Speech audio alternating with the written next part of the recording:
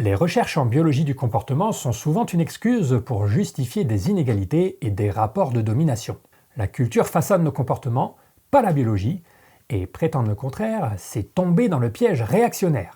J'ai publié un livre. Enfin, plus exactement, ça fait 1 an et demi que j'ai publié un livre, mais le génie de l'autopromotion que je suis n'avait encore jamais fait de vidéo de présentation, alors la voilà. Et plutôt que de vous lire les commentaires Amazon dithyrambiques, je me suis dit que j'allais faire lire mon livre à une IA pour lui demander ce qu'elle en pense. De toute façon, les commentaires Amazon sont aussi écrits par des IA, alors pourquoi s'embêter ?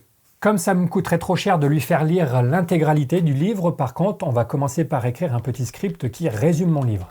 On va partir du fichier EPUB, on va le décompresser pour récupérer chacun de ses chapitres, parce qu'un fichier EPUB, c'est en réalité juste un format d'archive. Et puis ensuite, on va générer un résumé pour chacun de ces chapitres et un résumé plus court de l'ensemble du livre. Voilà, c'est fait, on lance le script, et pendant que le résumé se génère, je peux vous dire 2 mots du livre. Vous le savez sûrement si vous étiez là à son lancement, c'est un livre qui est adapté de ma vidéo « Peut-on être de gauche et aimer la biologie du comportement humain ?» C'est une vidéo qui avait très bien marché et qui a même profondément changé la vision du monde de certains d'entre vous, si j'en crois les retours. Oui, rien que ça. C'est bien pour ça que j'avais décidé d'en faire un livre, pour pouvoir toucher un autre public et pour que vous puissiez vous en servir pour discuter de ces sujets avec votre famille ou vos amis qui ne regardent pas forcément des vidéos. Le résultat s'appelle « À qui profite vraiment la génétique ?» et je peux vous lire son 4e de couverture. Des recherches scientifiques pour découvrir des gènes de l'intelligence ou des gènes de l'homosexualité. La possibilité que l'agressivité ou l'infidélité soit génétique dans la nature humaine. Que l'on puisse justifier ces mauvais comportements par un « c'est pas ma faute, c'est la faute à mes gènes ». Que les hommes et les femmes aient des cerveaux différents. Que nos vies soient en partie déterminées par nos gènes. Tout cela vous fait peur ? Moi pas. Laissez-moi vous expliquer pourquoi. Alors n'allez pas croire par contre que le livre est un simple copier-coller de la vidéo. J'ai retravaillé en profondeur chacun des chapitres et j'ai ajouté plein de nouvelles parties. J'ai essayé de répondre à des questions que vous m'aviez posées dans les commentaires, des questions hyper simples comme comment définir le progrès social, etc. Voilà. Bon, on dirait que le résumé est terminé, donc maintenant on va l'envoyer à une autre IA pour lui demander son avis dessus. On va faire mieux que ça même, on va faire discuter 3 IA ensemble, chacune avec sa personnalité. Ça sera plus intéressant. On va faire discuter une IA woke, une IA que j'appellerai le droitard au naturel, et moi, Evo Sapiens. Hop, voilà, la base est codée. Maintenant, on n'a plus qu'à donner une personnalité à chacun. D'abord le woke. Tu es un militant woke. Tu analyses toutes les interactions humaines en termes de rapports de domination. Tu penses que tous les comportements sont culturels et que la biologie est inutile pour les expliquer. Tu ne décides ce qu'il faut penser qu'en fonction de ce que l'extrême droite pense.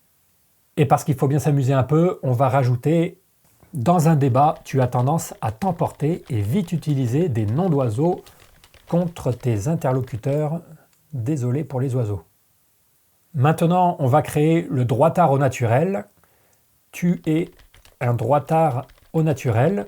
Tu penses que les sociétés humaines doivent copier tout ce qui se fait dans la nature. Tu penses que les hiérarchies sont naturelles et bonnes et que la compétition, moteur de l'évolution, devrait aussi être encouragée dans nos sociétés. Ton ennemi juré est le woke, l'origine de tous les maux du monde. Et on va aussi lui ajouter « Dans un débat, tu as tendance à t'emporter et vite utiliser des noms d'oiseaux contre tes interlocuteurs, comme ça, pas de jaloux. » Et enfin, on va créer Evo Sapiens. Tu es Evo Sapiens, la voix de la raison, mentor pour les uns, Dieu vivant pour les autres. Tu adoptes une perspective mesurée et essaies d'insuffler un peu de rationalité dans ces débats. Tu essaies de faire en sorte que le militant woke et que le droitard au naturel ne s'entretuent pas. Tu as horreur de la géologie. Et voilà, je pense qu'on est prêt pour lancer la discussion. Alors dans un premier temps, je ne vais pas leur demander ce qu'ils pensent de mon livre, je vais juste leur demander ce qu'ils pensent des recherches en biologie du comportement en général. C'est parti.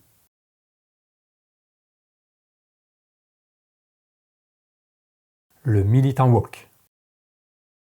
Les recherches en biologie du comportement sont souvent une excuse pour justifier des inégalités et des rapports de domination.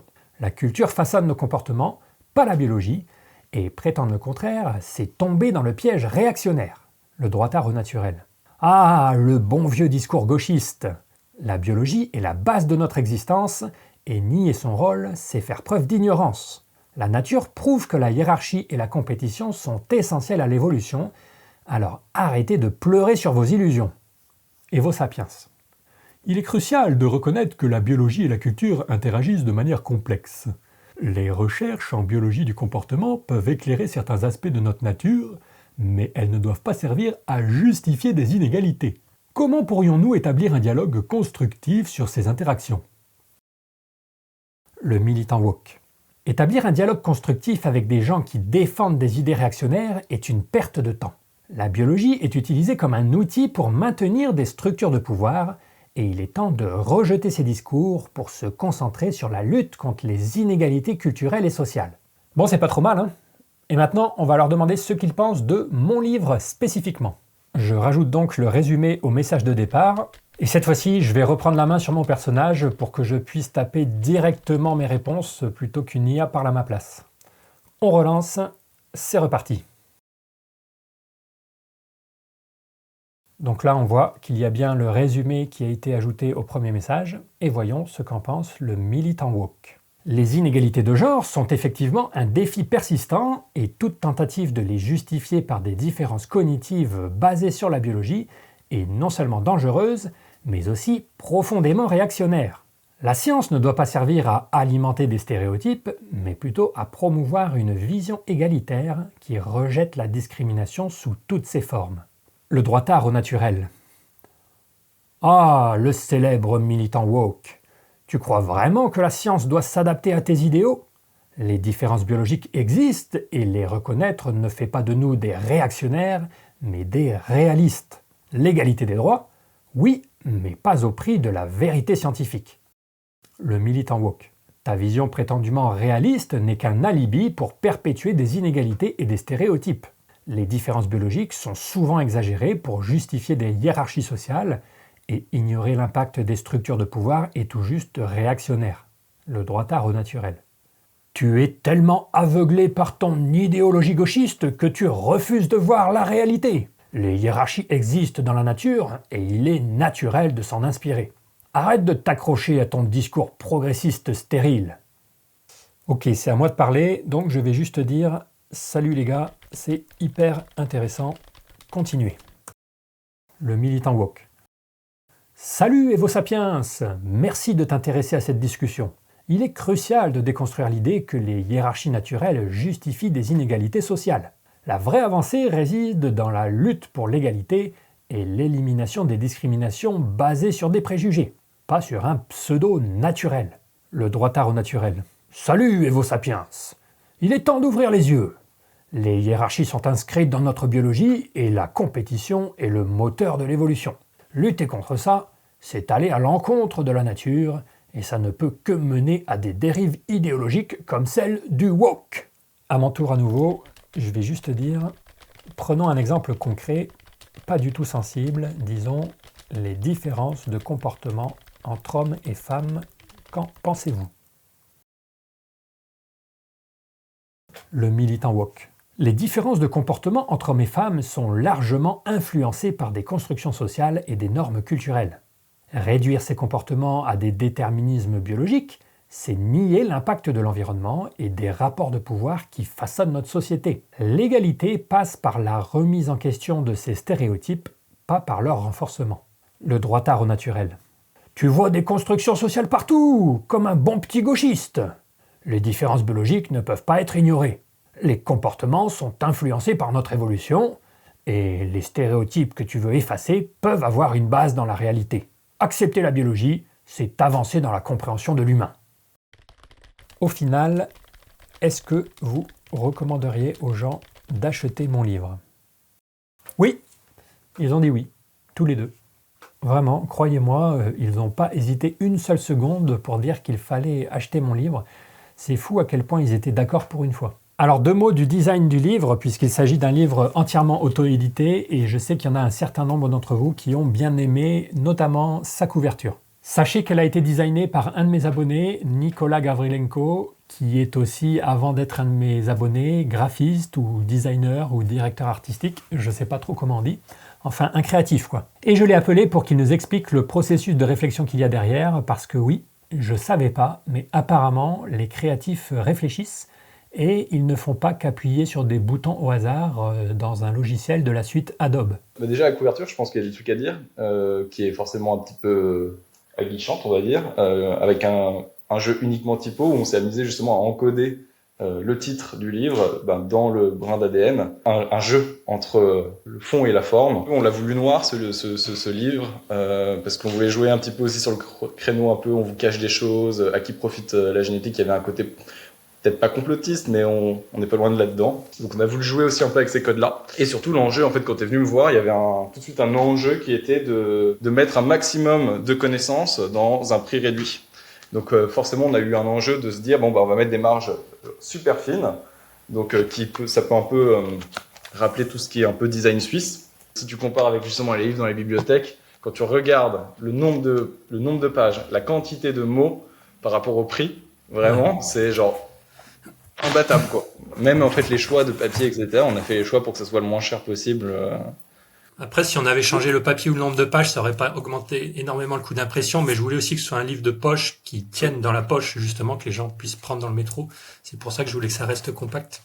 Ouais. Mais c'est vrai que souvent, quand j'offre ce bouquin, les gens se disent « Oh, c'est cool, un petit livre, ce sera vite lu. Ouais. » Et ensuite, ils l'ouvrent. Ils voient la taille de la police et la taille des marges et ils ont tout compris. Moi, j'ai des bouquins, tu vois, quand tu les ouvres, tu sais, t'as des interlignages mais énormes avec des marges genre massives autour. C'est vraiment genre ils ont gonflé le livre pour que je sais pas que t'aies l'impression d'acheter quelque chose d'un peu conséquent et à l'intérieur il y a pas grand chose. Là, c'est plutôt tout l'inverse. Tu penses que tu vas passer un petit moment sympa à pouvoir lire un petit livre sur la psychologie. Et en fait, tu te fais chier. Mais en fait, moi, je compare un peu mon métier, tu vois, souvent à l'aménagement urbain. Quand tu es dans une ville, parfois tu te sens bien dans un quartier, dans un environnement, sur une place, etc. Et tu n'arrives pas trop à conscientiser. Mais c'est parce que derrière, tu as des gars qui ont bossé sur gérer la lumière, regarder comment la lumière évolue dans l'environnement, pas obstruer justement peut-être les entrées de lumière. Et c'est tous ces petits détails qui font que derrière, il y a une sorte de confort, d'expérience que je jugerais positif qui ressort de tout ça. Et avec un livre, c'est un peu la même chose. Je vous mets l'adresse de sa chaîne, Nicolas Gavrilenko, en description. Vous l'avez entendu, c'est un livre qui est dense mais compact, qu'on peut emporter partout avec soi et que j'ai voulu garder à un petit prix, 11,90 € pour la version papier et 6,99 € pour la version e-book. D'un point de vue pratique, où l'acheter? Si vous voulez la version e-book, que ce soit l'EPUB ou le PDF, le mieux c'est de l'acheter directement sur mon site. Ça se fait en 2 clics et ça évitera de donner des commissions de plusieurs euros aux grands groupes, juste pour qu'ils vous filent un lien de téléchargement. Si vous voulez la version papier, le mieux c'est sur le site de mon imprimeur, The Book Edition, parce que c'est lui qui laisse la plus grosse marge aux auteurs. Mais sinon, si c'est plus facile pour vous, vous pouvez aussi le commander sur tous les grands sites comme Amazon, la Fnac et même en librairie. Tous les mois, je paye un abonnement pour que mon livre soit commandable en librairie, donc n'hésitez pas à vous en servir. Je vous mets tous les liens dans la description. N'oubliez pas que Noël approche et que c'est un très bon moyen de soutenir mon travail s'il vous manque des cadeaux. Ah oui, aussi, petit message pour tous les étudiants à la fac. Je sais que vous êtes nombreux à regarder mes vidéos.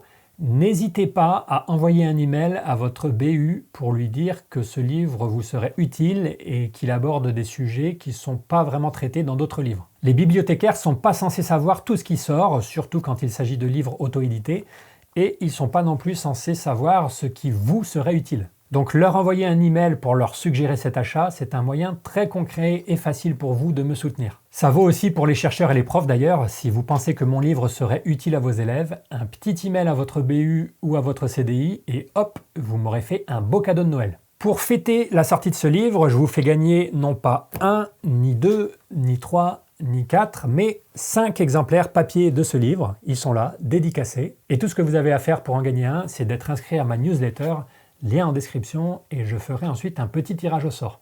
Et en plus de ces livres papier, je vous fais gagner non pas 1, ni 2, ni 3, ni 4, ni 5, mais 6 exemplaires de l'e-book. Pareil, une seule chose à faire est inscrit à ma newsletter qui est garantie 100% sans spam. Le dernier email que j'ai envoyé doit dater d'il y a 10 mois à peu près. Dernière chose, je vais essayer d'en enregistrer une version audio dans les semaines qui viennent. Voilà, c'est tout ce que j'avais à dire concrètement concernant ce livre. Diffusez-le, c'est un livre qui parle vraiment de sujets importants dont on devrait discuter plus souvent. Mais j'ai une autre annonce à faire. Je travaille en secret depuis plusieurs mois à l'écriture d'un petit livre pour enfants. Alors pas pour faire de la vulgarisation scientifique, c'est-à-dire pour transmettre des concepts scientifiques. Mon but est plus modeste, je veux juste m'inspirer de recherches scientifiques réelles pour écrire des contes scientifiques. Pour mon premier essai, j'ai choisi d'adapter la vidéo que j'avais faite au printemps avec Isabelle d'Autriche sur la cognition des babouins. Je ne sais pas si vous vous rappelez, Isabelle étudie la cognition des babouins à l'aide de jeux sur des tablettes tactiles qu'elle met dans des cabines en libre accès dans les enclos des babouins. Et quand les babouins donnent une bonne réponse, ils reçoivent une petite friandise. Du coup, mon premier livre s'appelle Atmosphère et la cabane à bonbons et il raconte l'histoire d'Atmosphère, une babouine qui découvre un jour une cabane mystérieuse dans son champ de lavande. À vrai dire, j'ai créé ce livre avant tout pour moi, pas pour vous, parce que j'ai de plus en plus de copains et de copines qui choisissent de se reproduire, alors même que je leur avais explicitement interdit de le faire. Mais bon, il faut croire que l'appel de leur gène aura été le plus fort, à moins que ce soit la pression sociale qui aura été la plus forte, parce qu'évidemment, faire des enfants, c'est un truc entièrement culturel. Mais du coup, quand je vais leur rendre visite, je me sens maintenant obligé d'acheter à leur sale gosse des livres. Et c'est là le problème, parce que j'ai énormément de mal à trouver des livres avec un scénario qui me plaise. Soit le scénario est généralement très pauvre, soit pour les livres plus anciens, il est complètement traumatisant. Donc à un moment, j'en ai eu marre et je me suis dit que j'allais écrire mes propres livres pour enfants, en me servant de ce terrain très fertile pour l'imagination qu'est la science. Donc voilà d'où ça vient, j'ai écrit ce livre en premier lieu pour moi, mais j'ai décidé de vous le rendre disponible au cas où vous soyez un peu dans la même situation ou que vous cherchiez des petites histoires scientifiques pour enfants, parce que je crois qu'il n'y en a pas tant que ça au final. Et c'est entièrement gratuit, en tout cas pour la version PDF qui est téléchargeable gratuitement sur mon site. Comme ça, vous pouvez voir un peu à quoi ça ressemble et la lire à vos enfants sur tablette. Et si jamais vous en voulez une version papier parce que c'est plus pratique ou pour pouvoir l'offrir à quelqu'un, j'ai fait en sorte que ça soit possible. Comme pour mon livre « À qui profite vraiment la génétique », privilégiez le site de mon imprimeur The Book Edition qui a la meilleure qualité d'impression et qui laisse la plus grosse marge aux auteurs. Et sinon, direction Amazon ou votre librairie préférée. Je vous mets tous les liens en description. Si vous passez par votre libraire, sachez quand même que je lui laisse toute ma marge. C'était le seul moyen pour moi de conserver un livre à un prix de vente raisonnable, en l'occurrence 12 €. J'aurais bien aimé que ce soit moins cher, mais c'est comme ça. L'impression à la demande, ça coûte cher. L'impression de livres en couleur, ça coûte cher. Et l'impression dans des formats un peu bizarres, carrés, rectangulaires comme ça coûte cher aussi. Pour vous donner une idée, sur les 12 € que vous payez, il y en a 4 à peu près qui partent à l'imprimeur, 4 qui partent à la société de distribution et 4 qui vont soit au libraire, soit à moi en fonction d'où vous achetez le livre.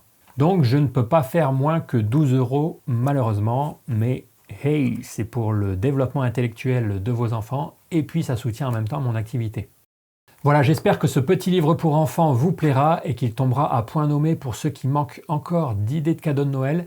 Et d'ailleurs, à ce propos, si vous les voulez pour Noël, ne tardez pas pour commander, je dirais même commander tout de suite. C'est pas une technique marketing à la con, mais c'est juste que, comme c'est de l'impression à la demande, les délais sont un peu plus longs que pour un livre normal. Vous ne les recevrez pas avant 1 à 2 semaines. En résumé, à qui profite vraiment la génétique pour les adultes ou les grands ados et Atmosphère et la cabane à bonbons pour les adultes en devenir. Ah oui, et puis bien sûr, il y a toujours aussi Pourquoi notre cerveau a inventé le bien et le mal, qui marche toujours assez bien et qu'on peut trouver soit en grand format, soit en format poche. À très bientôt. Ah, encore un gauchiste qui veut tout réduire à des constructions culturelles. Tu es vraiment à côté de la plaque, communiste.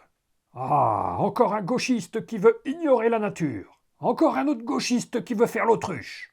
La géologie est une science fondamentale qui révèle les réalités de la Terre, sans place pour les idéologies gauchistes.